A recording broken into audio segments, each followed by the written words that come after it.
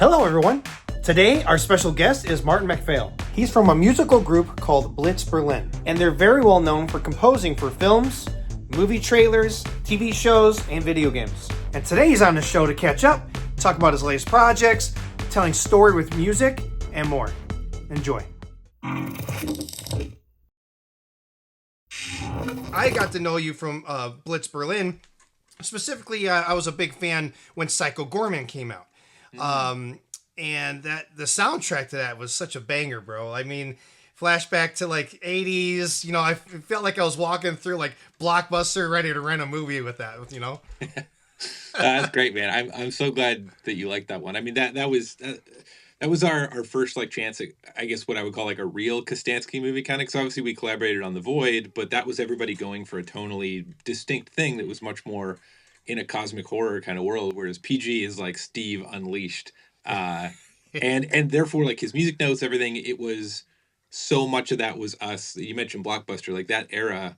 So much of us was nerding out with him about, Power Rangers and Ninja Turtles and like all the cartoons that we would watch growing up in the early 90s, and then trying to put as much of that into the film as possible. So I'm glad that connected for you in that way, because that's exactly like, we wanted to make the movie that we would want to watch and discover that way, Yeah, 1,000,000%. And let's go into that, starting things off.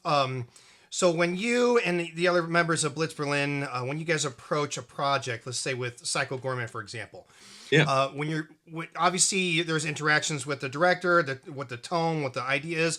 How do you approach a project? Let's start with versus movie trailers. We'll get to that in a minute.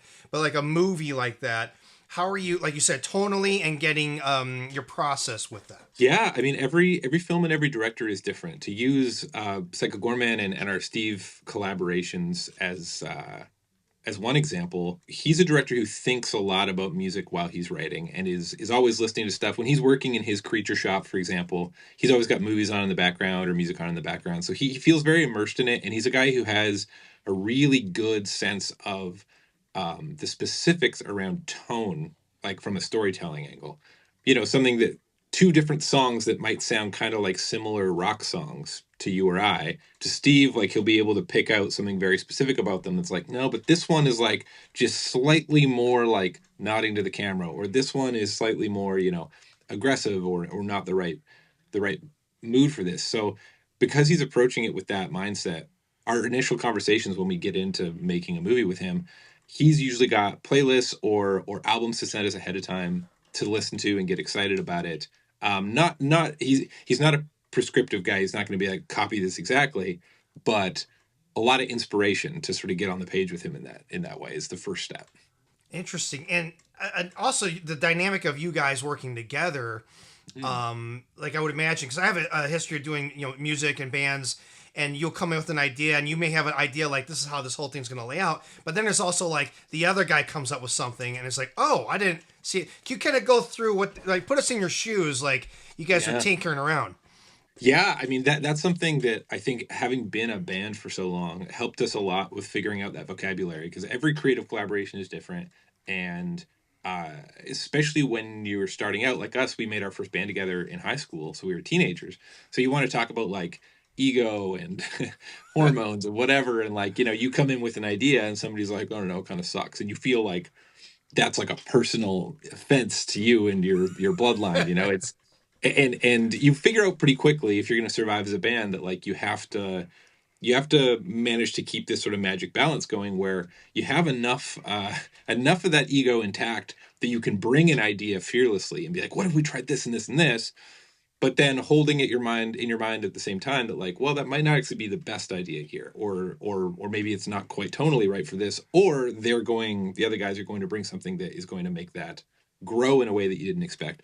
So it is a balancing act, and something that for the first, I don't know, many, many years of being a band, it's always a challenge. And I think being friends as well, lifelong friends who trust each other and like each other, that helps with that a little bit, because it smooths, nobody's being a jerk. We're all just trying to make something that's exciting to us and cool. So that is a constant balancing act, is bringing in ideas like that, being passionate about them, but also being really open to changing them and evolving them, and admitting that your idea isn't always the best one is a big part of it. yeah, it's that back and forth, that rapport or whatnot. And maybe we could go into this too. Have you ever had? Maybe you can even think of an example to coincide with this question. Is have you ever been in any project, whether it's for a movie, a trailer, or even just you guys are going to perform on stage or something? You ever had something where like, man, I'm kind of drawing a blank here, almost like I always find in any form of create, not just musically. Sometimes when you don't have it just presented on a platter and it's like, yep, this is obvious. Sometimes when you are forced to kind of go outside of your normal comfort zone or whatever, it kind of incites more creativity. Can you kind of go into maybe if you could think of an example like that and then go through that concept? I mean, man, 100%. I can hundreds of examples. It happens all the time. I think it's something we're very fortunate to have as a group and as lifelong friends and collaborators. And three brains that, although we agree on a lot of stuff, also work differently, is sort of my answer to those problems when they come up. Because a lot of times I'll see a scene or something, and maybe the temp music doesn't quite work, and I'll try a few things, but none of that is ringing true either. But if that's happening to me, then I probably, if Diener or Tristan takes a swing at it, they're going to do something I wouldn't have thought of, and that'll unlock something in my brain. So we try to keep this kind of musical chairs approach, and we communicate all the time. Whether we're in studio or working remotely from each other, where we can be honest about that and be like, I'm striking out here, guys. Does anybody have anything for this bit? And that is a very, very helpful thing. So not only the three of us, but the other thing that helps us a lot is the fact that we don't only score movies. We also do, we do scoring for all sorts of things like TV shows and video games and whatever, but also we make records and do things on the trailer end and whatever. And each of those feel like very different parts of the brain. So typically we have more than one happening at a time. And so I find that that's very helpful to be able to switch into like album writing mode, for example, where there isn't really like a mark to hit specifically. You just got to write a song that feels interesting to you. And that's a very different feeling than writing to picture. That's a good segue too. Let's go into, because there's so many facets to this. Let's go actually into, because you're also very well known for scoring and writing and composing for movie trailers. And movie trailers is like it's own monster, but it's preparing for that movie, of course. You have a different job there, because I would say, like, if movies, right, we all seen like the behind the scenes when the music's not in there yet, and it's just like devoid. It's kind of deadpan. And then, of course, when the movie music's in there. So music for film and TVs, it could be like 50, 60% of the vibe and tone. Whereas a movie trailer, it's like 70, 80%. Yeah, sometimes. Yeah. Can you maybe go to your approaching, like going towards a movie trailer, your purpose behind that, your outlook? Because it is a different mindset, I would imagine, obviously, than doing a score for a feature and a scene. Man, 100%. I mean, it feels kind of like, to put it in writing terms, as a writer and director as you are, like it sort of feels like the difference between writing a long form story where you're like inviting an audience in and growing with them, and you're going to surprise them in some ways and make them feel certain ways. Difference between that and kind of like writing a log line, which has to have like the fewest words for the most punch. That's sort of how it feels, where trailers feel more like an arms race, where you're just like, per second, this has to like sizzle the most and be the most memorable, and we need to create those emotional moments. There has to be parts where we pull away and we rush in, but like something you might accomplish over the span of 10 minutes in a movie, you got to do 10 seconds in a movie trailer. So it's something that when we do sort of like, in my mind, too many trailers in a row, it's something that we can get a little burnt out on pretty quickly, because it feels sometimes a little, not always, but sometimes a little formulaic, or just a little bit like, we're using similar structures and approaches for just like maximum bang for your buck. If we do a bunch of, I don't know, like Call of Duty trailers or something, like they all have a certain sound to them. So it's quite different than working on a movie. It is really nice, though. We've had the experience recently. We had a very busy year last year in the film space specifically, but didn't do many trailers. And then just over the last couple months, we've been working a little more in the trailer space again. And it's really fun now, because it feels like, oh, okay, now we don't have to worry about filling space for 10 minutes. We can just like, rock them, sock them, use all our new tricks, and like try to make this pop. And those things cross-pollinate a little bit sometimes. The most recent example, which is very nice, is Deathstalker led us to doing the trailer for Masters of the Universe, where we got to bring in a lot of electric lead guitars and that sort of stuff. So that was really, I would say the He-Man or the Masters of the Universe trailer felt kind of like I'm talking about, like almost like the log line of the Deathstalker score. It had so many of the same elements in there just to capture that 80s energy, Yeah, 100%. And that's the other interesting thing to this is the collaboration side of things, not just with other filmmakers. Like when you did Masters of the Universe trailer, I believe you collaborate with Eddie Thonick. Yeah, that's Yeah. right. So, like, what is that? I mean, obviously you have your collaboration amongst your buddies that you've been doing this for so long, and then Mm. collaborating with different directors, of course, kind of as part of the job. But what when you're doing something like this with for Masters Universe, and like you said, you had this little break, and then you came back into it felt refreshing. Uh, what is that collaboration wise with that? Do you feel, as far as a sense of responsibility going into it and coordination on ideas, what is that like for you? Yeah, I mean, again, this it sounds like a cop out answer, but it is so different each time. And specifically with Eddie, who's wonderfully talented, who's done amazing, amazing work in this space. We were brought in quite late. He'd been working on the trailer for a long time, and then we ended up writing some additional cue stuff to fit with his, and working almost like on each other's stems and things. It was much more messy, for lack of a better word, than a creative collaboration that's earned through relationship building and stuff. Trailers are just, there's not time for that. You're kind of, everybody's but both competing, but also in the case of Eddie, where we didn't feel like we were competing against each other, it was just like, well, let's win this together. They like both of what we're doing. So that was honestly, that was, I think, a first one for us in the trailer space. Usually we're pretty solitary with those things, but that was a lot of fun to collaborate with another composer and producer, because also there's like tricks in production and stuff that he's doing that we would not have thought of, ways he has of mixing Oh, stuff that was really inspiring. So I think because we're so used to collaborating within ourselves, it feels very natural to invite another person in, oh, interesting. because the spirit of collaboration is there already. So whether that's a director or another composer like Eddie, or a music supervisor sometimes, um, or a vocalist might sing on a track, they're different each one, but we naturally assume this sort of creative positioning in a way, because it's something we've always done. That is interesting, and you're always as a individual artist and a Blitz Berlin group artist, and then working with other people as well. Like I would like to just nerd out with you a little bit, because I would imagine you're always kind of, I don't know if the word to use is hunt. You're always on the hunt or adventure of trying different sounds, discovering new plugins and new Yeah. instruments, and then by doing so and kind of experimenting or writing some stuff, then a project comes up and you're like, hey, they want something edgier or something more 80s distortion style guitar, or like, are you always kind of like Yeah. like I said, like on the hunt for different sounds or just interest? 100% yes, and that's something that Tristan is specifically really good at. Actually, both him and Dean are. I think I personally can be a bit more of a creature of habit, where I have like my five sounds that I like to write with and I find inspiring, and I'll update those periodically, but I don't search as much as those guys do, which is wonderful. That they'll bring in new sounds and new things, and we will have those exact conversations. Be like, oh, that's such a cool synth, like, but it's not right for Deathstalker, so like I hope we get something that needs that tone. And the recent example is there's a movie called Homebodies that we're in the middle of scoring right now, which is going to Oh, be at Fantasia this summer. Um, and that one came to us at a great time, because we've been experimenting with some of this kind of really worn out sounding liminal music, by recording bits of audio and then time stretching it into oblivion and using that as pads, or using lead keytones but trying to like VHS them enough that they sound from another era.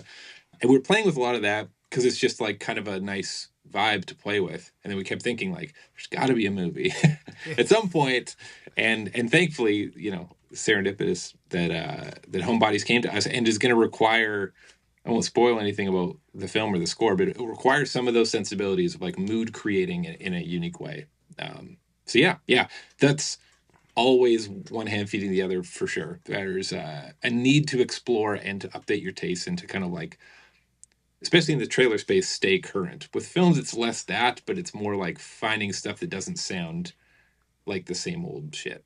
Right, yeah, same old, and that's interesting too, because like you go into right, you coming up doing like more like maybe like a rock band or whatnot, Mm. standard kind of rock instruments, and then that segues. Next thing you know, you just start getting all these different styles of instruments and styles of music and integrating. When I was scoring my film, I found, because it was a psychological thriller, so I'm like, I have music, but vocals probably don't feel like they fit here. I actually, if anything, it felt tonal. Scoring felt more enriching for this particular, it's like thrills and stuff. Do you have other concepts like that of tools in your belt, like tonal versus more maybe orchestral versus musical, so on and so forth? 100%. I mean, it's one of the most exciting things when you're first thinking about a film or reading a script or getting a lookbook or whatever, and you first start a relationship with a director, is trying to find the unique entry point. We really don't ever want to approach a film where we're just, opening up project files from the last film and using all those tones or something. Sometimes with trailers, that's the game. But with films, they really feel like they each need to be very, very unique from the get-go. So, I mean, last year, as an example, right at this, in a similar window, we were doing Deathstalker, we were doing a movie called Queens of the Dead, and we are doing this great Canadian film called Sweetness. And the three of those movies, if you were to listen to those scores, I don't know if you could honestly tell me that they're by the same artist, which is something that I feel proud and excited about. Is, Queens is an electronic-driven house score. Sweetness, yet we had to create a pop rock band for, and Deathstalker is, pretty much kind of heavy metal meets Danny Elfman, John Williams kind of stuff. And each of those were so tonally unique. And so outside of the basic convention of there being just tonal or just melodic, even within those, there's so much variety. And we try to keep our scores as distinct as possible.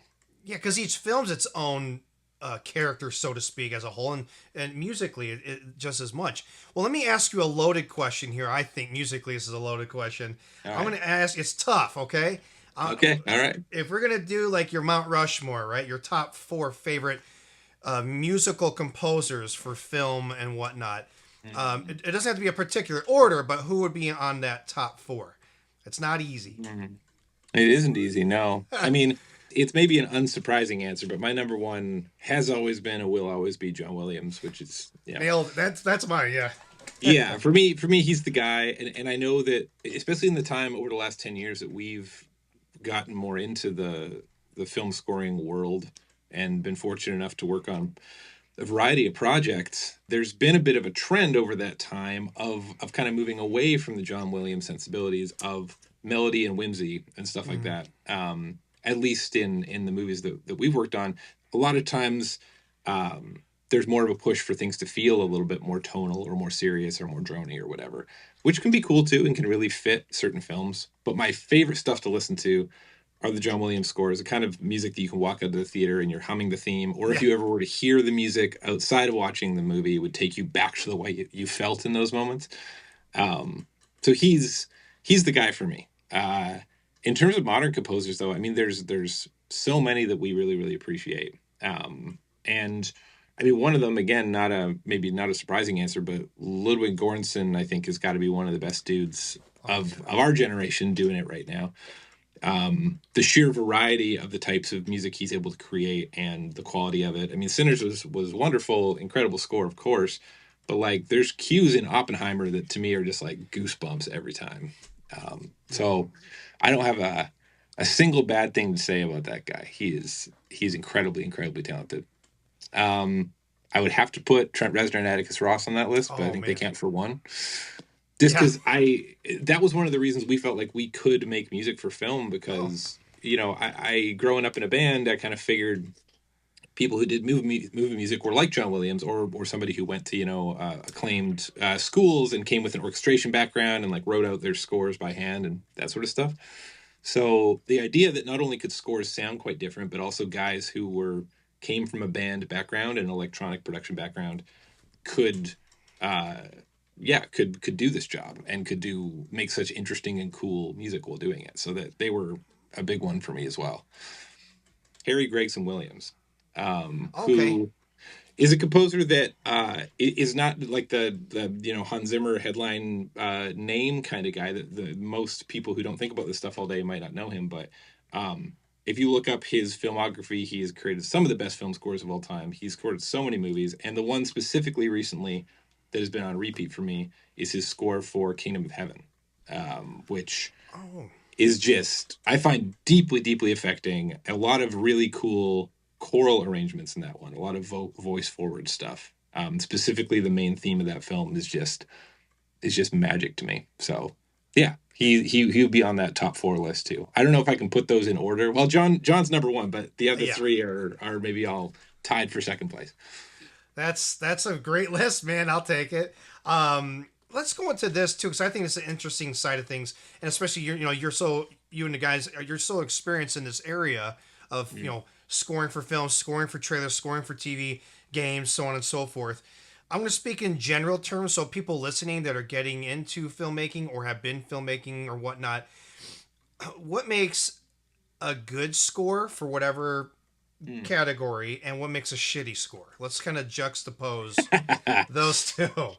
Yeah, man. I mean, Just I would. general speaking. Yeah. I know I'm going to start listing some specific guys. I'm going to put them on blast. What were you thinking? Now, I'm of the artistic mindset, regardless of the format. I'm talking about film score right now, but I think I carry this through to the way that I see most artwork. Is it the only measurement of something being shitty compared to being good is if it doesn't work. Like Okay. I don't think there's any objective tonality or production quality or anything you could assign to that, because there will always be something that breaks whatever rule you try to put in there. There's scores by, well, I mean, let's take the Texas Chainsaw Massacre, which is a very famous example, which, if you were to show that to John Williams, or, not to speak for him, but let's say a classically trained person, they would probably say, well, this isn't music. What is this shit? And yet it's one of the most effective, terrifying, amazing scores, made predominantly from sound design feeling stuff of chains and metal and things like that. If you went to an acclaimed music school and you studied orchestration, you might say, well, that score is objectively shitty or something like that, because it doesn't have the musical complexity that you look for.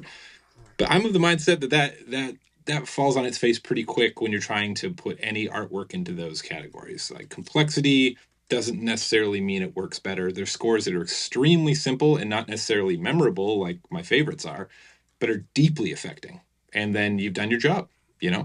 And then there's other scores which can be much too much and much too busy for a film that can distract from what's going on screen, and then you've gone too far in the other direction. So I would say there's an Anthony Jeselnik thing I saw the other day, the comedian, Yeah. and I think he was quoting like Warhol or something. So I'm like multiple quotes deep here, and I'll probably get it wrong. But he was talking about comedy, and he said that comedy is the art of getting away with it, and that if people are complaining about your bit or say that you are offensive, well, then you didn't get away with it, and you're not good at your job. You should be able to do this. So I could think of film scoring in a similar way. You could do anything you want as long as it's moving people and it's serving the story. You could use any instrument. You could invent a new instrument and use that one. Doesn't matter. You could use a trash can. That's okay if what you're doing is working. And if it's not working, it doesn't matter how many beautiful instruments and how many arguments you can make about the quality of this and that. If it doesn't work, it doesn't work. So I in know the that's end, it's kind of a storytelling, subjective. right? It's what's Yes. telling the story. Well, exactly. Yeah. And I know that's kind of a subjective measurement. I think especially as a younger musician, I looked for some objective truths in music, and it's frustrating how elusive those are. Because in art in general, the objectivity maybe doesn't really exist. And so it's a subjective thing, what works and what doesn't. But if it works for you, that's all you got. That's your superpower. That's your taste. That's your ability to try to discern that. And how you get there is what makes you unique as an artist. What's interesting too is whatever the project is.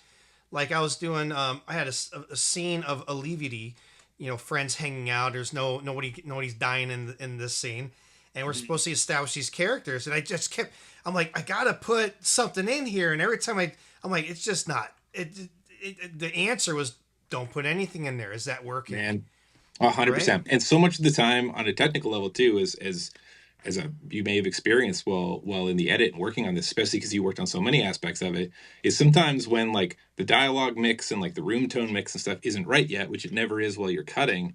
It is the instinct to think, well, this doesn't feel right. Something's missing. It must be music. Whereas a lot of the time, it's like, actually, once this is mixed properly and there's the chatter of the party and like the fridge is running in the background and there's a bit of music coming from a radio in another room, all of a sudden it feels like a room and these feel like people talking and we're just in it with the characters. And we really don't need to telegraph any emotion with the score in addition to that.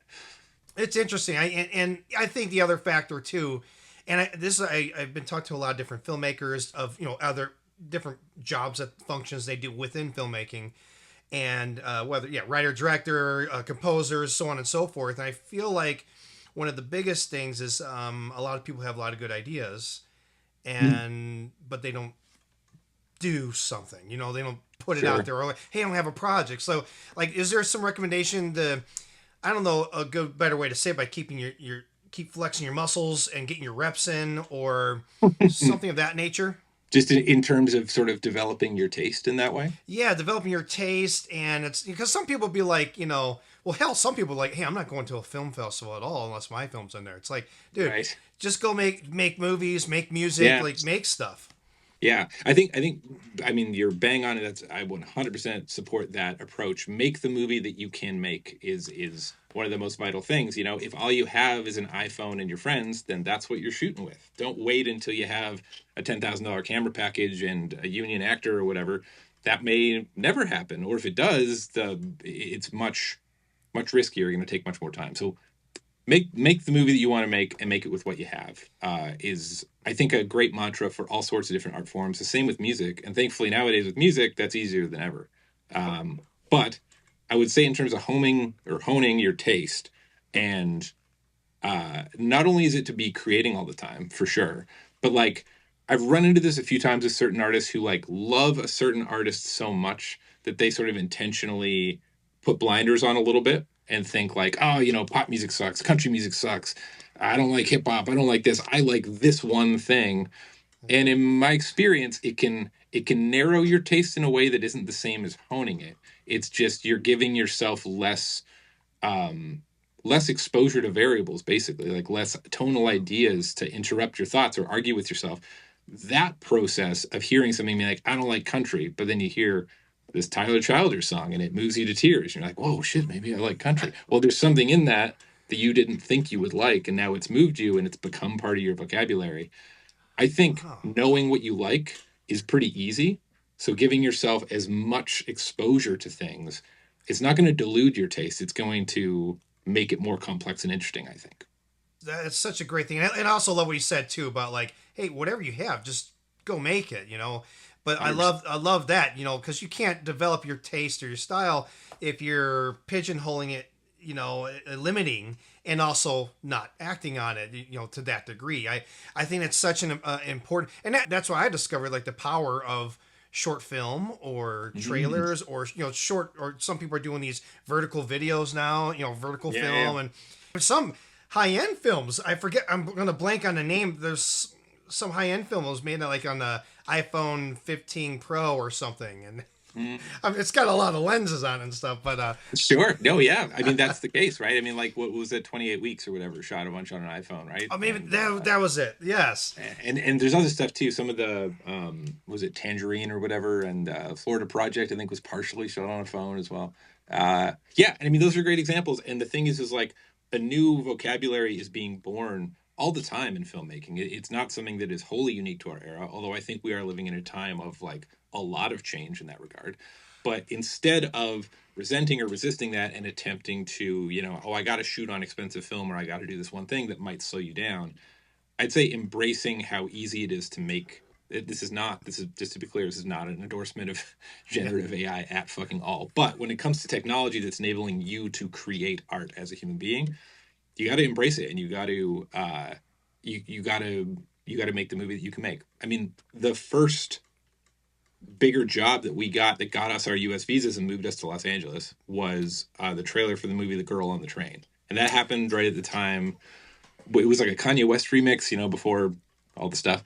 And But that trailer, man, if you were to see our setup while we were doing that, the three of us were working out of the basement of Diener's rental apartment in Toronto, and we had this ancient laptop and a couple of $200 speakers from Long and McQuaid, and we're all of a sudden sent Kanye West stems and had to try to make something that sounded competitive. And you know, we very, I think, understandably could have been like, this is beyond our pay grade. Like, we're not set up for this. We need a choir, we need an orchestra, we need all these things for this pitch.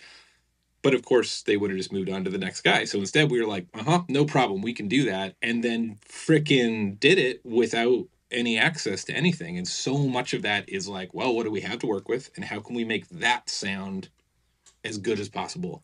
And having those goalposts, I find, is good for ingenuity. And if you embrace your limitations, I think it can be a powerful way to inspire yourself to make art as opposed to just a frustration. Oh yeah, yeah, because like it's like, hey, I gotta get this done. I remember I was like spending a good while on scoring my film, and I'm like, oh, I felt the deadline. It's good to have deadlines. I feel otherwise you sit on that Sure. shit forever.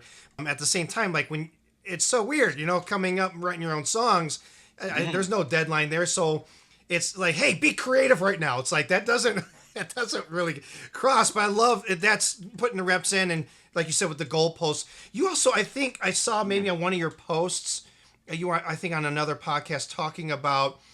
I love the entrepreneurial side of things, because there is no like, hey, everybody goes from A to Z on this path, music school or film school or whatever. You had an interesting way that, and it'd be actually, if you could go into it, would be great. It was about the Sony emails, I think, was the subject.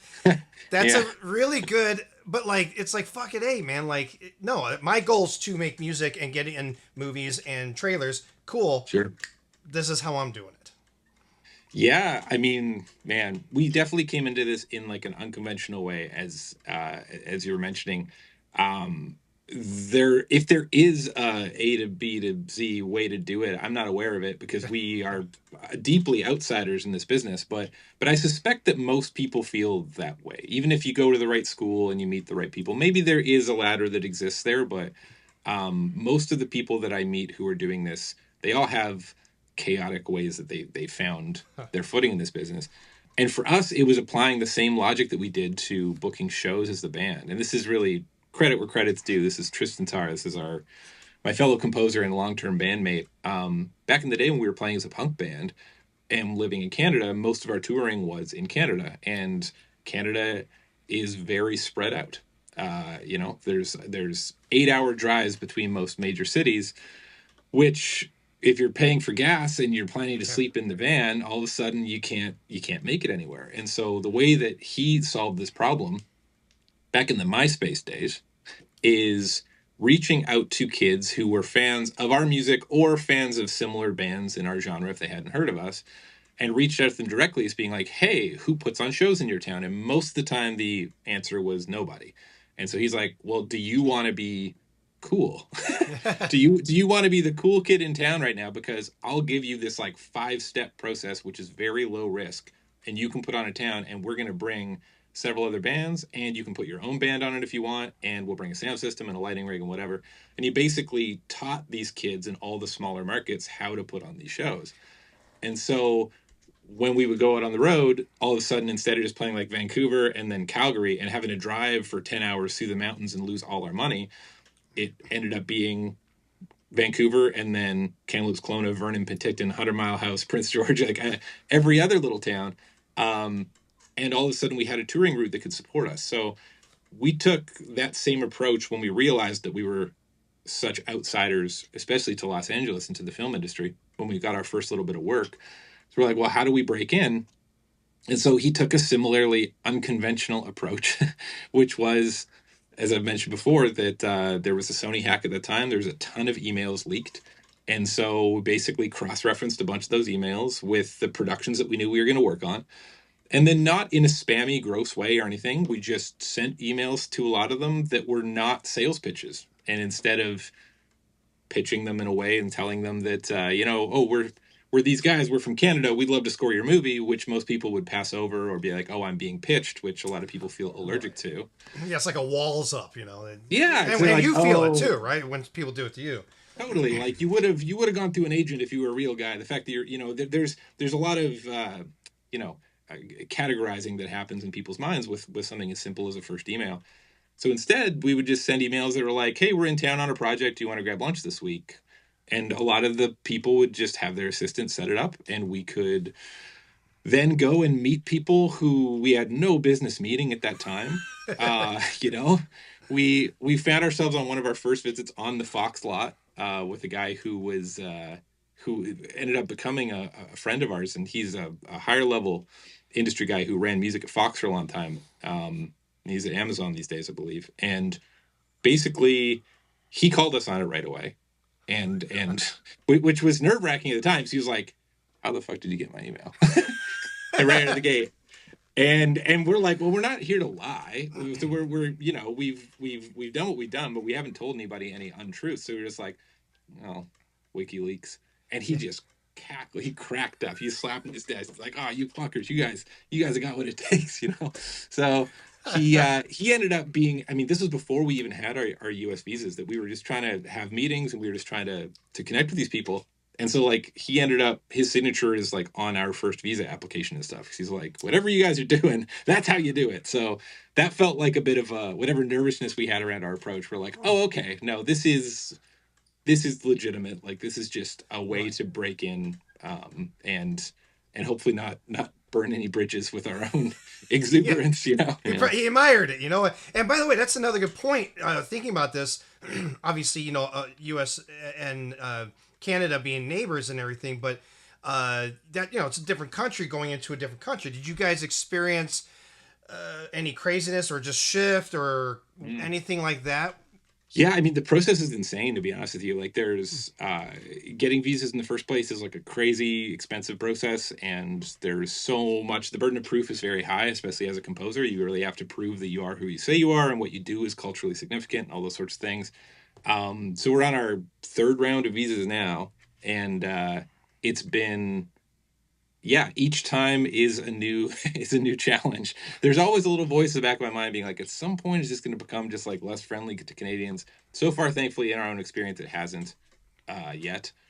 But I think it's one of the reasons why we didn't really know many Canadians at that time who had taken this leap, because it's scary. I mean, there's also a chance that you spend thousands and thousands of dollars applying and like a year of your time jumping through hoops, and then they're just like, no. And they don't really have to give you a reason or anything. They can just say no, and then you've still spent all the money and you're back where you started. And like, what a scary prospect. That's a lot to gamble with. Again, I think is one thing that the brotherhood of the three of us helps a lot, because if it was just one person doing it, you might listen to your own doubts. Whereas the three of us all have doubts, but all don't accept doubts from the other guy. Yeah. So, we're all like, oh God, what if we don't get in? It's like, shut up, we're getting in, and I think that helps us maybe take risks that we wouldn't otherwise. I love hearing that. You guys complete each other, right?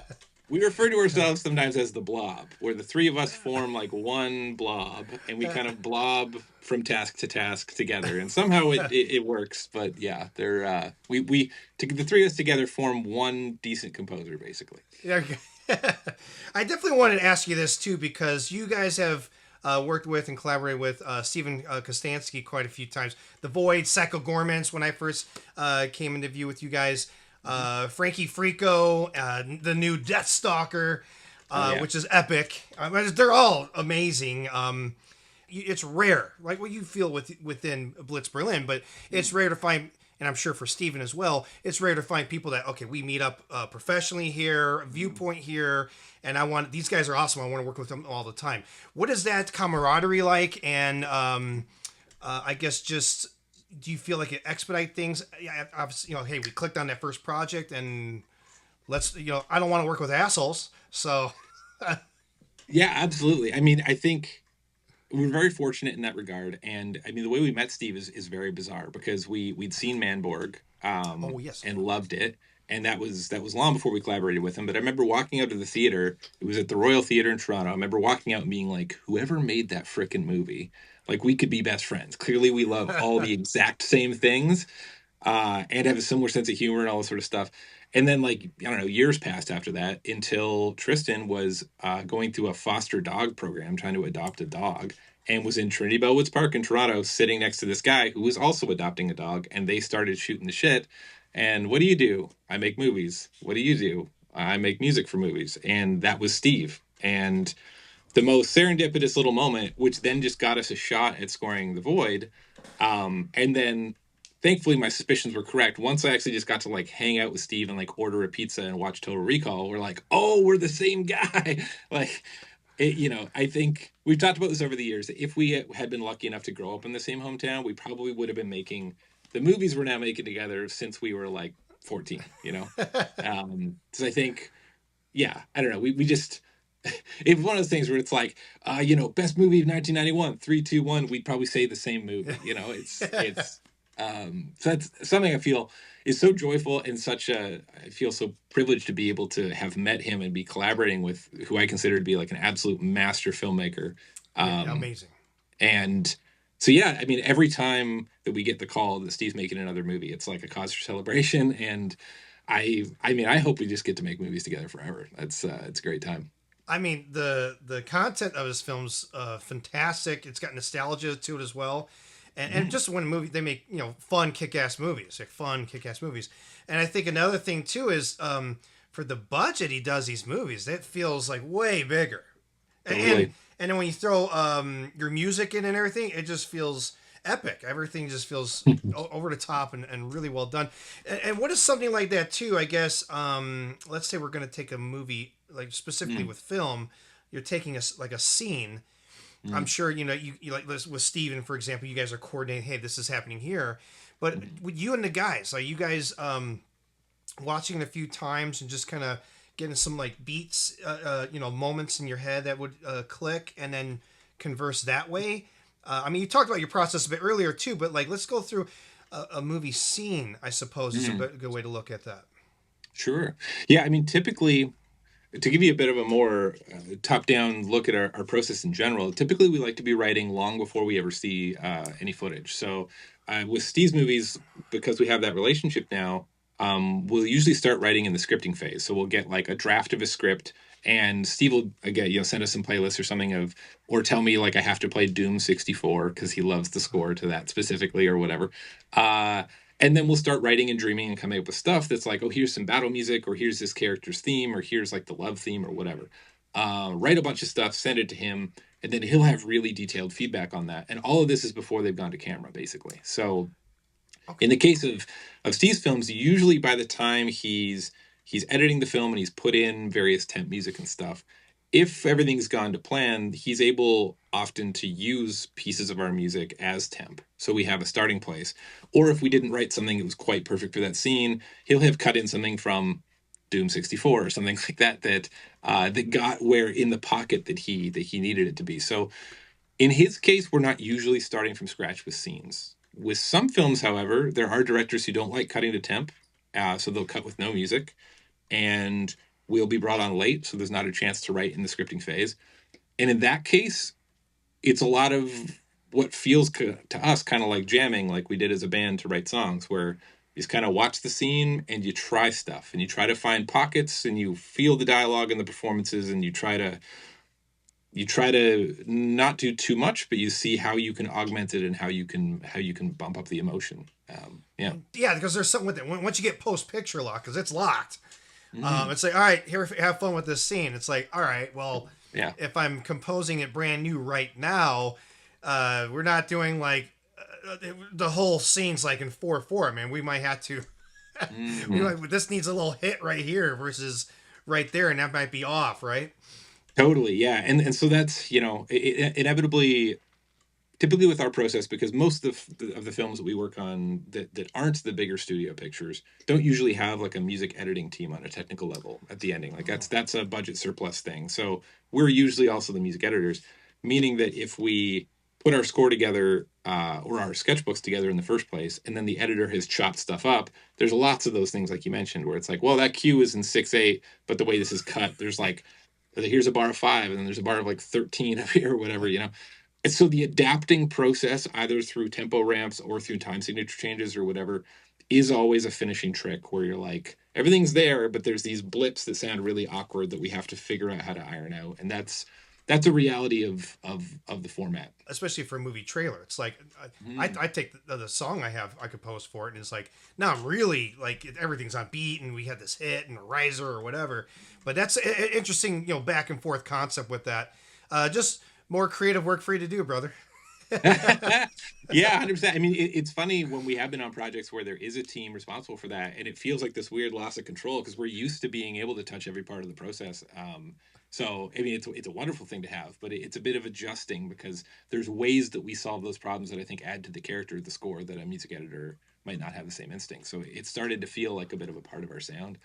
But specifically in the trailer space, they always have that guy. They have amazing, amazing editors. So we almost never do final pass on the music for trailers. Oh, okay. Usually we send all the stems for our piece, and then the next time we hear it is when it's on TV, basically.